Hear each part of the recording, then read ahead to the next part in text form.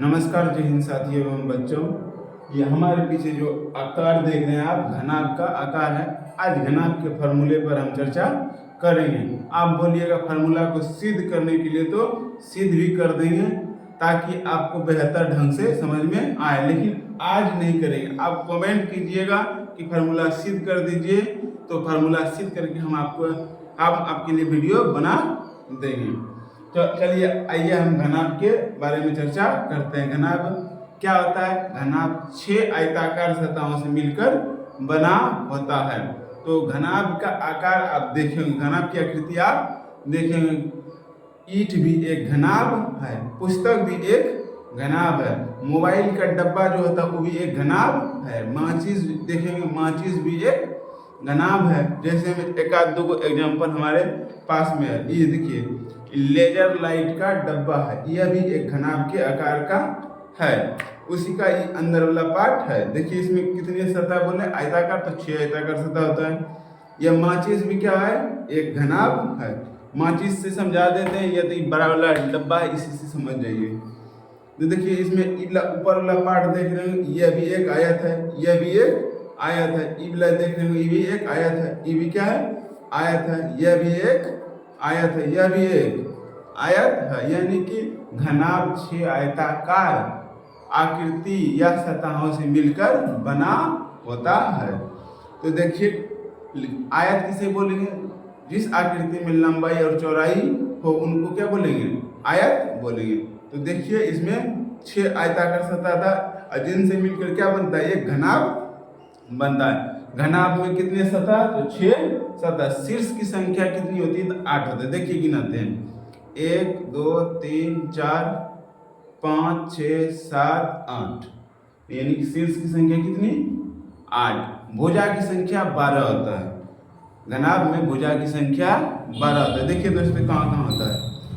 1 2 3 4, आगे बढ़ेंगे, ये 5 ये 6 ये 7, इठो 8 ये 9 ये 10, इठो 11 इठो 12, यानी भुजा की संख्या कितनी होता है? 12, जिसमें से 4 लंबाई होता है। देखिए इबला लंबाई वाला पार्ट है, इबला भी लंबाई वाला पार्ट है। 2 इधर 2 इधर, इधर इधर, तो 4 लंबाई हो गया। 4 चौड़ाई होता है दोस्तों। देखिए इबला पार्ट चौड़ा है, इबला भी पार्ट चौड़ा है, इबला भी पार्ट चौड़ा, इबला भी पार्ट चौड़ा। चौड़ा चौड़ा कितना हो गया? 4 को चौड़ा हो गया। इधर 2 को 2 को इधर। अब ऊंचाई इबला हाई देखिए, यहाँ एक, यहाँ है ऊंचाई एक, यहाँ है ऊंचाई, इधर भी, यहाँ भी एक ऊंचाई, यहाँ भी एक ऊंचाई, यानी ऊंचाई की संख्या भी 4 होता है, चौड़ाई की भी संख्या 4 होता है, लंबाई की संख्या 4 होता है। ये लंबाई चौड़ाई और ऊंचाई तीनों को मिला के कितने? 12 भुजा है, लेकिन तीनों अलग अलग तरह का है।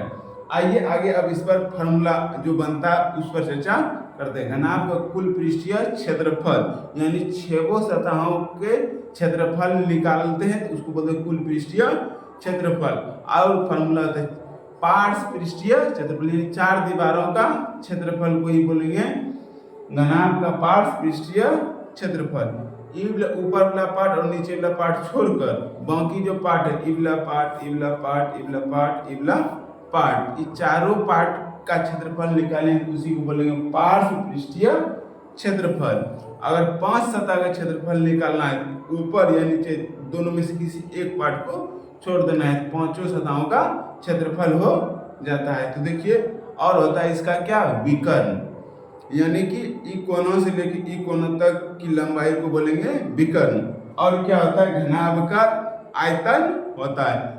घनाभ का आयतन मतलब उसमें कितने पानी भर सकते हैं, या ईंट रख सकते हैं, या कोई भी वस्तु रख सकते हैं। किसमें? घनाभ खोखला अगर रहेगा तो उसमें कितना पानी आएगा, यानी द्रव आएगा, या कितना ईंट रख सकते हैं, बोरी रख सकते हैं, या क्या रख सकते हैं, यानी कुछ रखने वाला चीज को क्या बोलेंगे? आयतन बोलेंगे। देखिए इस पर हम फॉर्मूला लिखें, क्या क्या लिखें आगे देखते हैं। इस पर घनाभ में सतह की संख्या 6 होता है। 6 सतह कैसा होता है? आयताकार होता है, आयताकार सतह होता है। शीर्ष की संख्या कितनी होती है? 8 होता है। अब भुजा की संख्या 12 होता है। ऐसे देखिए इनको बोलेंगे लंबाई ये वाला पार्ट को बोलेंगे चौड़ाई, ये वाला पार्ट को बोलेंगे ऊंचाई।